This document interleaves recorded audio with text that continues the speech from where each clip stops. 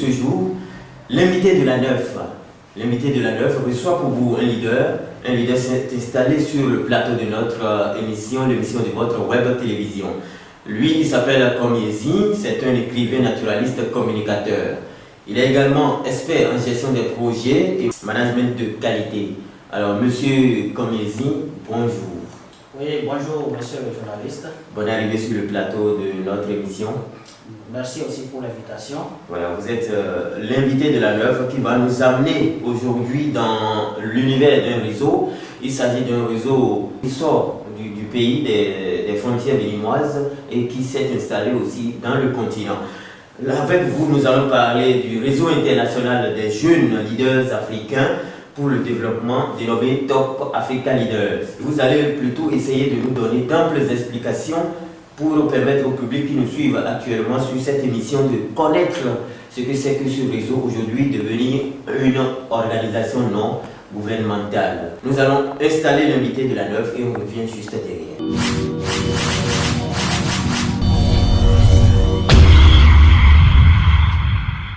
Je vous le disais à l'introduction, nous avons sur le plateau de notre émission M. Komiezi. M. Komiezi, une fois encore, bonne arrivée. Avec vous, nous allons parler d'un réseau. Il s'agit du réseau international des jeunes leaders africains pour le développement dénommé Top Africa Leaders. Alors dites-nous, Top Africa Leaders, c'est quoi? Et je remercie toute l'équipe qui a mis en place d'abord.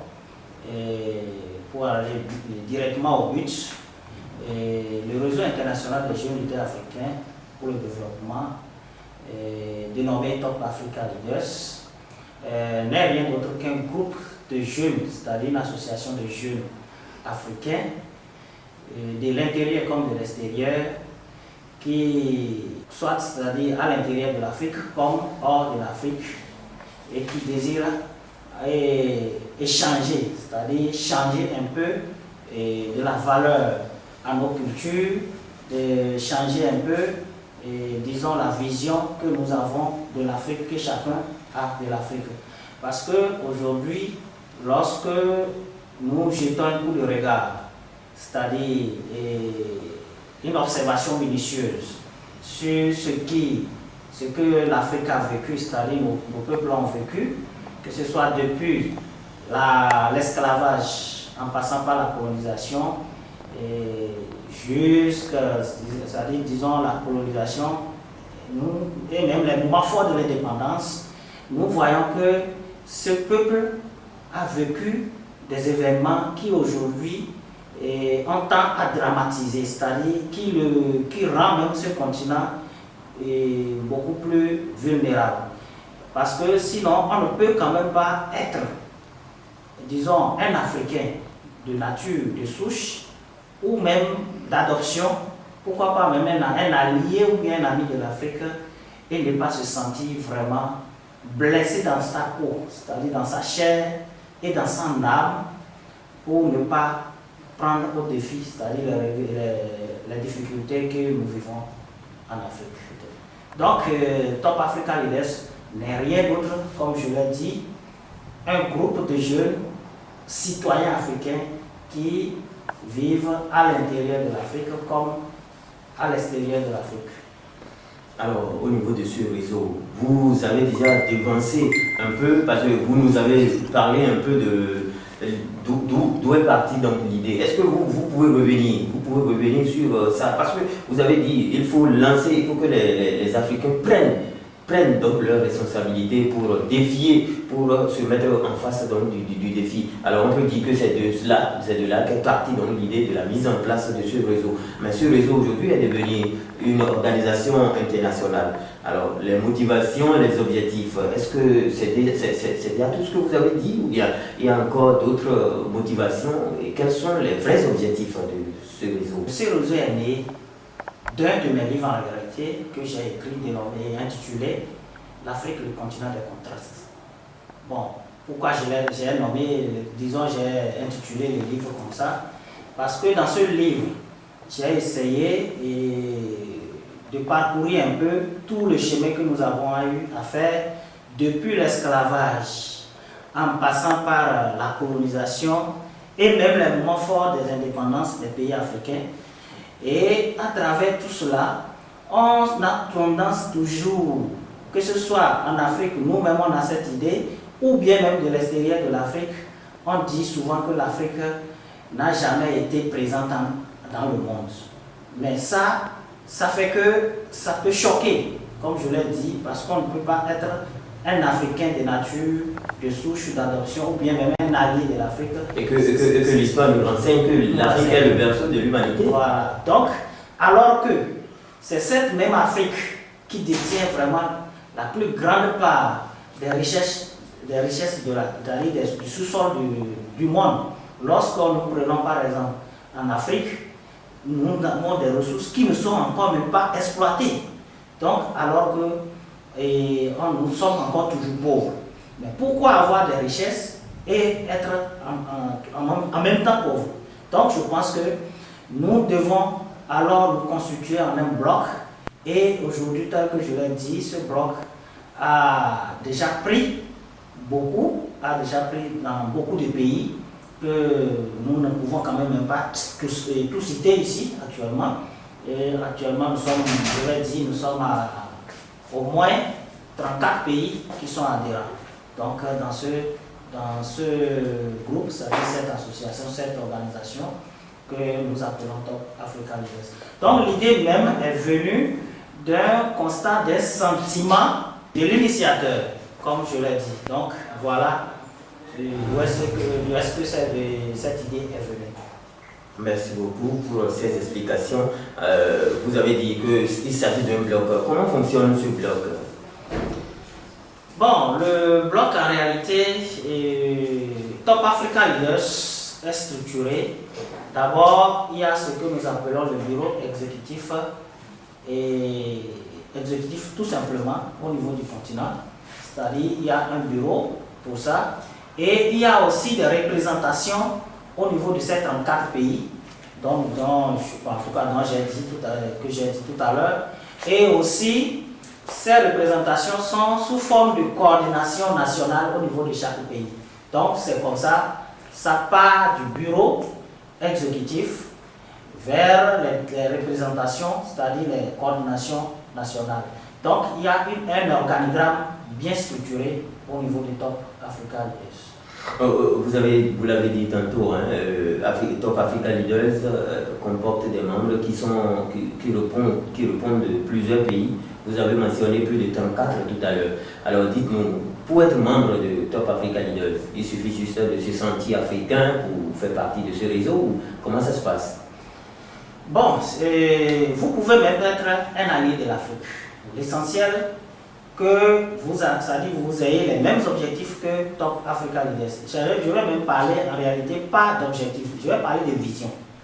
Parce que nous avons une vision, c'est-à-dire à assurer, c'est-à-dire une génération active et engagée pour le développement de l'Afrique et aussi pour le bien-être de tous et de tous à l'échelle même continentale et du globe. Donc, vous pouvez être un Africain de nature, vous pouvez être un Africain de souche, comme vous pouvez être un Africain, un allié de l'Afrique. Mais l'essentiel que vous adoptez, c'est-à-dire vous acceptez la même vision que nous avons au niveau des Top Africa Leaders. Maintenant, pour être adhérent, il va falloir que vous fassiez certaines démarches. Et l'adhésion, il y a les tests qui régissent, disons, l'organisation. Là, on vous donne les tests d'abord, vous lisez. Et si vous êtes d'accord avec ce qui est dans les tests, bon, ce n'est pas des tests quand même contraignants, non, c'est des tests comme par hasard, c'est des tests ordinaires. Donc, juste pour que vous puissiez prendre connaissance de ces tests avant votre adhésion. Donc, voilà. En toute liberté. Merci beaucoup. Et dites-nous, Top Africa Leaders mène déjà des activités. Est-ce que vous pouvez nous dire quelles sont les activités que Top Africa Leaders a déjà menées? Oui, effectivement, je dirais même que nous avons commencé les activités depuis 2016. Et en 2017, nous avons commencé la phase active. C'est-à-dire, nous étions, en 2017, nous étions au Togo pour les formations de la jeunesse, c'est-à-dire des jeunes, sur le leadership, l'entrepreneuriat et sur la gouvernance, la bonne gouvernance, sur aussi le maintien de la paix, le maintien de la paix, c'est-à-dire l'enracinement de la démocratie et aussi du règlement des conflits au niveau de nos pays. Parce que c'est les problèmes qui aujourd'hui minent la plupart de nos pays. Donc surtout la démocratie, la gouvernance et comment régler les conflits. Donc nous avons eu à organiser à Lomé en septembre 2017 pendant 3 jours une formation sur la citoyenneté et une formation aussi sur le leadership et l'entrepreneuriat. En 2018, nous étions au Cameroun. Nous avons également organisé un séminaire de formation à Yaoundé et pendant également aussi 3 jours. Et en 2019 plutôt, nous étions au Ghana et nous avons également, puisque cela se fait, même j'ai oublié l'aspect, Top Africa Leaders, il y a aussi la zone anglophone et la zone francophone, parce que c'est tout un tout. Donc nous étions au Ghana pour une formation également avec des experts qui, surtout pour ramener la jeunesse à être autonome. Donc voilà. En dehors de ça aussi, nous avons mené aussi certaines démarches, par exemple, aux jeunes porteurs de projets. Aux jeunes porteurs de projets qui ont besoin de financement. Nous sommes intermédiaires entre les porteurs de projets et disons, les partenaires financiers. Donc, si bien que nous essayons d'intervenir au niveau des partenaires financiers pour obtenir des financements à ces porteurs, à ces jeunes. Et aujourd'hui, depuis que Top Africa Leaders existe, nous avons déjà plus de 100 porteurs de projets qui étaient à zéro, qui aujourd'hui sont à un niveau donné, qui font quand même la fierté de l'organisation. Avant de continuer et de poursuivre cette émission, nous allons faire juste une pause pour faire un clin d'œil à nos sponsors. La santé, c'est le bien le plus cher. C'est pour cela que Africam Shopping Complexe Bénin est à votre disposition nuit et jour. Pour tous les maux qui peuvent contrarier votre bien-être, venez tout simplement à la maison du bien-être. Exceptionnel. Finissez avec la dépression, les graisses des abdos, la baisse de libido et autres. Passez nous voir au stade de l'amitié Général Mathieu Kérékou. Venant de Ménotin sur le pavé pour le stade, dépassez le rond-point et tournez à droite sur le pavé longeant le stade. Africam Shopping Complexe Bénin est juste à quelques mètres. Vous pouvez également passer vos commandes via notre page Facebook ou par appel directement au plus 229 97 63 89 99. Africam Shopping Complexe Bénin, la maison du bien-être. De retour sur ce plateau avec l'invité de la note de ce numéro. Avec lui, nous parlions du réseau international des leaders africains pour le développement, Top Africa Leaders. Monsieur Komiezi, vous êtes le fondateur de ce réseau. Vous disiez tout à l'heure qu'en 2019, vous étiez à Accra pour un séminaire de formation. Alors, à Accra, vous allez encore repartir très bientôt. Ce sera l'année prochaine. Alors, ce sera également une activité d'envergure qui est projetée. Alors dites-nous, parlez-nous de cette activité-là. Effectivement, en 2022, en avril précisément, en avril 2022, nous avons un grand événement qui sera organisé au niveau du continent. Et cet événement rassemble presque tous les pays africains. Nous serons plutôt à notre 3e édition de cet événement d'ailleurs, qui est en réalité un salon international de l'entrepreneuriat francophone, c'est-à-dire et des PME, c'est-à-dire des petites et moyennes entreprises africaines. Et quand je parle vous allez savoir, vous allez comprendre qu'en réalité, j'ai dit salon international de l'entrepreneuriat francophone.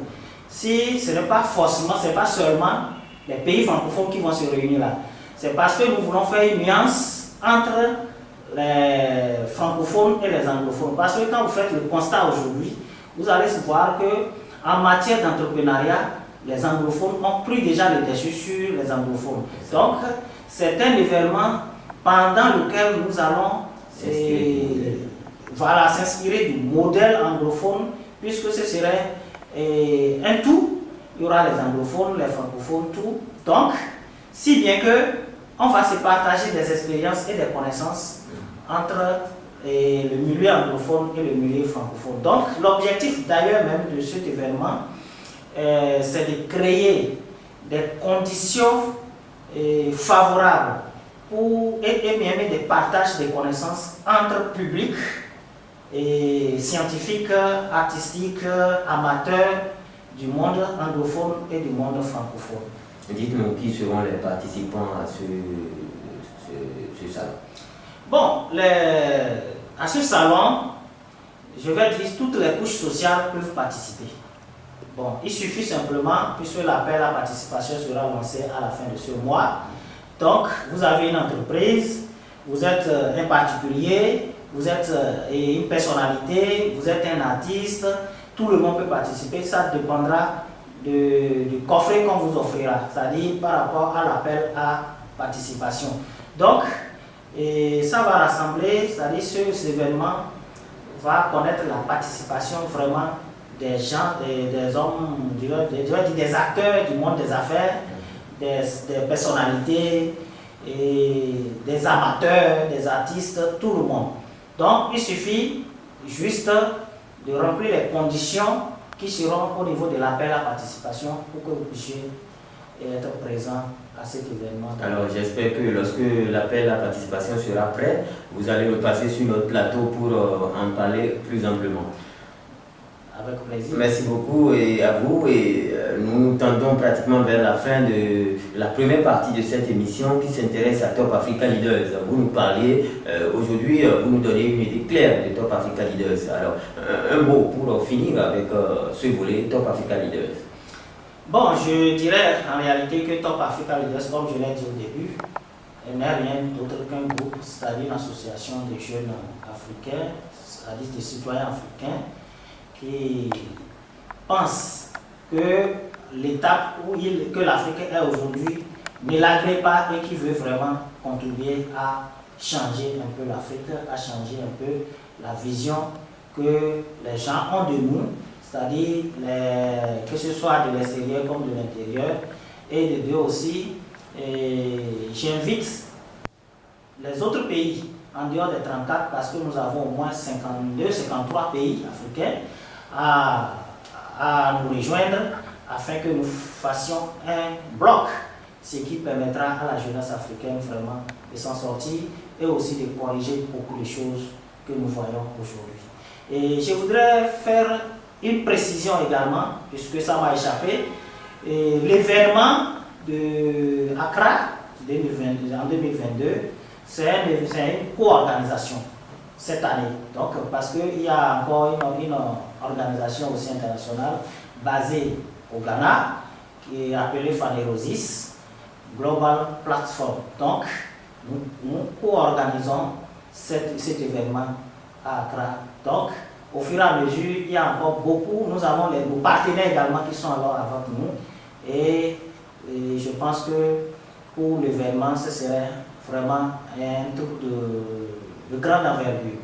Donc, j'invite tout le monde et surtout les acteurs au développement, les acteurs économiques, c'est-à-dire du monde des affaires, à participer à cet événement de grande envergure où beaucoup d'opportunités seront offertes, surtout les échanges, puisqu'il y aura aussi les Occidentaux que nous allons, les experts que nous allons inviter, où il y aura des échanges entre les experts, que ce soit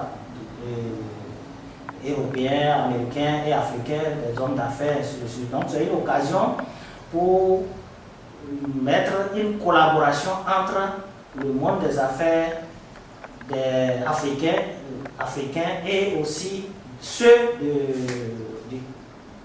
ceux du continent, des autres continents. Donc voilà, merci beaucoup pour votre invitation et je tiens vraiment à remercier aussi la TV9 pour tout ce que vous faites. Alors, vous n'allez pas encore partir, hein, ne soyez pas pressés. Nous allons repartir en deuxième partie de cette émission. Pêle-mêle, nous allons parler un peu d'actualité nationale. Juste une pause et on revient.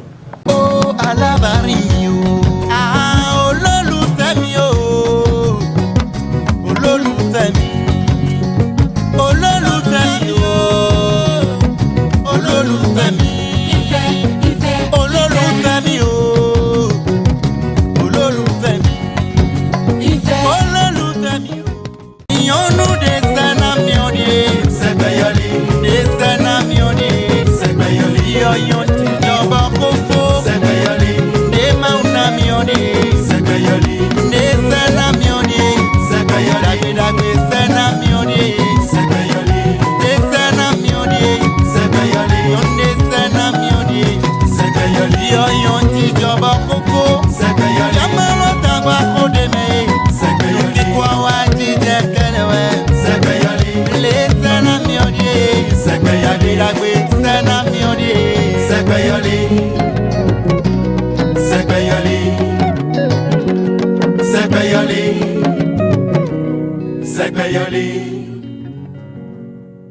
Dernière ligne droite de cette émission, nous sommes toujours avec l'invité de la 9 de ce numéro. Il s'appelle M. Komiezine, c'est le fondateur de Top Africa Leaders.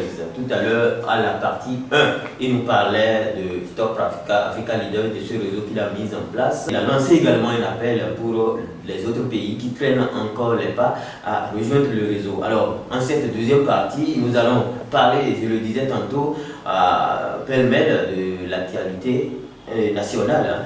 Alors, il va s'agir du retour des trésors royaux qui fait toujours l'actualité. Nous allons parler également d'une loi votée à l'Assemblée nationale qui a créé beaucoup de polémiques. Il s'agit de la légalisation de l'avortement. Aussi, nous allons parler tout près, la dernière information et la dernière douleur que les Béninois continuent de ressentir encore, c'est l'élimination des écureuils du Bénin pour la qualification pour les barrages de Qatar 2022. Alors, M. Komiezine, vous êtes toujours avec nous. Merci d'être resté après avoir fini de parler de votre réseau Top Africa Leaders. Maintenant, dites-nous, les trésors royaux sont de retour au Bécaye, ils sont revenus au Bénin après tant d'années, après plusieurs années. Alors, quels sont vos sentiments, vous? En ce qui concerne par exemple la restitution des trésors royaux, je pense que c'est une bonne chose. C'est une bonne chose. Déjà, l'initiative est bonne et on peut se dire que c'est un début. Parce que moi, je parle d'un début parce que ce n'est pas fini. Mais en réalité, il devrait y avoir des préalables. Il devrait y avoir des préalables avant cette restitution. Sinon, à mon avis, je ne sais pas si cela a été déjà fait. Les préalables dont je parle, c'est par rapport aux infrastructures dans lesquelles on doit installer, on doit mettre ces trésors royaux. Pour la conservation. Parce que les Français, ils ont bien conservé, sinon on ne verrait pas ça aujourd'hui. Donc il va falloir que nous aussi on prenne les conditions nécessaires pour que ces trésors ne se détériorent pas très vite. Donc, selon moi, on aurait pu patienter un peu. On aurait pu patienter parce que pour mettre toutes les conditions, ça c'est un, pour pouvoir vraiment conserver ces trésors royaux. Ça c'est un. Alors, je n'en sais pas quand même qu'il y a quelque chose comme ça, je n'en crois pas. Donc, maintenant, de deux, normalement, lorsque ces trésors royaux, il va falloir aussi attribuer chaque objet à son royaume donné. Par exemple, les trésors qui sont venus, apparemment c'est pour le royaume d'Abomey. Donc, normalement, même s'il devrait avoir une infrastructure, c'est-à-dire construire pour pouvoir conserver, ça devrait être à Abomey. Maintenant, puisque j'en sais bien qu'il reste encore d'autres trésors, donc si après nous arrivons aussi à avoir d'autres trésors qui concernent par exemple le royaume de Ketou, le royaume de Niki, et ainsi de suite, on rapatrie chaque objet à son royaume. Ou bien, on cherche une autre solution qui serait un musée national. Là, on construit un grand musée national bien équipé, c'est-à-dire bien fait. Et là, on sait que, bon, que ce soit les objets, c'est-à-dire les trésors de nos royaumes, on pourra les retrouver au niveau de ce musée-là. Mais bizarrement, il n'y a pas ça. Mais ce n'est pas quand même grave, mais je pense que c'est un pas. C'est un pas. Et une fois qu'on a déjà débuté, je pense que ça va venir. Revenons sur cette loi qui a fait beaucoup plier dans la nation, il s'agit de la légalisation de l'avortement. Lorsque vous entendez un matin que l'avortement au Bénin ce n'est plus secret, on peut se lever pour aller le faire parce que c'est légalisé. Ça vous fait quoi? Vous en pensez quoi? Parce qu'il y a une minorité qui est d'accord avec cette loi et il y a la majorité qui n'est pas du tout de cet avis-là. Votre position. Par rapport à cette loi, le jour où moi j'ai appris ça, vraiment j'ai reçu un choc. Quand je dis j'ai reçu un choc, parce que j'ai fait toutes mes analyses, je me suis dit, mais ou bien je n'ai pas. Sinon, en réalité, je me suis dit que il y a la mondanité qui a pris le dessus sur le spirituel. Donc, je vois qu'en réalité, c'est vrai. Même cette loi, même si cette loi n'est pas votée, ça se fait en clandestinité. Donc, je pense que ce n'est pas forcément qu'il faut légaliser, disons, l'avortement avant que les gens ne le fassent. Parce que les gens le font déjà et on le sait, c'est vrai que ce n'est pas officiel. Mais il y a une nuance qu'on doit aussi comprendre. Ce n'est pas simplement quand nous lisons bien la loi, cette loi, on voit, ce n'est pas que lorsque une femme tombe enceinte, qu'elle se lève seulement pour aller faire l'avortement. Ce n'est pas ça. C'est quand on sait aussi que ça peut provoquer, c'est-à-dire qu'il y aura des complications, ou bien c'est au niveau de l'enfant, on voit que l'enfant serait mal formé, on peut le faire de façon officielle. Mais cela, ça existait. Oui, ça existait, mais... Cette autorisation... Donc, ce que je pense, c'est vrai que les gens auront tendance à confondre, c'est-à-dire à faire une généralité. Donc, il va falloir qu'ils communiquent également aussi sur cette loi. Il faut une communication. Il faut, normalement, les gens, même que ce soit les députés, ils doivent communiquer et parler et dire, expliquer un peu comment le but de cette loi, de cette légalisation. C'est vrai, ça choque. Spirituellement, ça choque parce que moi, sincèrement, quand j'ai appris ça m'a fait, j'ai eu un tic. Donc ça m'a fait très mal. Mais normalement, on ne devrait pas voter cette loi. On ne devrait pas voter cette loi. C'est vrai que les gens le font, mais on ne devrait pas voter. Donc ça donne, pour moi, c'est comme si même aller tuer un homme directement aussi est autorisé. Parce que c'est des esprits, c'est des êtres humains, même s'ils ne sont pas encore à l'état, si c'est à l'état embryonnaire, c'est des esprits qui vont grandir, qui vont devenir des hommes. Et aussi, on ne sait pas que ce soit même ces fœtus ou bien ces esprits qui seront avortés. On ne sait pas si parmi eux, il y aura des gens qui viendront. Peut-être ce sont ceux-là qui viendront quand même changer le pays, ce sont ainsi de suite. Donc moi je pense qu'on ne devrait pas... On peut détruire beaucoup de leaders africains. On peut beaucoup de leaders, on peut détruire beaucoup de leaders africains, on peut détruire beaucoup de personnalités. Mais ça, les conséquences aujourd'hui que je pense, c'est que ce qu'eux ils pensent, c'est-à-dire je parle de nos gouvernants, de nos autorités, et ça va devenir comme si ça va devenir quelque chose d'ordinaire. Or, lorsque ça devient comme ça, ce n'est plus conforme à la loi divine. On vous aura compris, merci beaucoup. Une note de sport maintenant pour finir cette émission. Vous le savez, le Bénin n'ira pas défendre une place pour se rendre au Qatar en 2022, puisque face à la RDC, les écuries avaient juste besoin d'un point de nul, comme c'était le cas face à la Sierra Leone lors de la CAN écoulée. À l'arrivée, le Bénin a perdu par le score de 2-0, même si le match était un match à polémique. On parle de recours devant la FIFA, devant la CAF, mais ces institutions ont déjà programmé les 10 pays africains qualifiés pour les barrages. Alors, le Bénin éliminé. Par rapport à l'élimination des écureuils, moi que je suis ici, ça m'a un peu fait mal parce qu'il va falloir, quelle que soit la situation, défendre la couleur de son pays. Donc je pense que ça ne devrait pas aussi être pour nous, comment on appelle, un découragement, non. Ça ne peut pas être un découragement. Mais il va falloir aussi notifier quelque chose. D'abord, pas aux écureuils eux-mêmes, mais à nos autorités.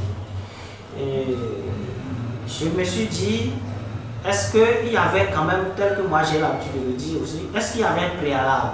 Est-ce qu'il y avait des préparatifs? Est-ce qu'il y a ça? Donc, il va falloir quand même aussi qu'on ne se tente pas aussi trop de cette élimination. Mais si le Bénin décrochait quand même son ticket pour la participation aussi, ça aurait été quand même une fierté pour nous. Mais malheureusement, on n'a pas pu franchir cette étape-là pour pouvoir participer à la CAN 2022.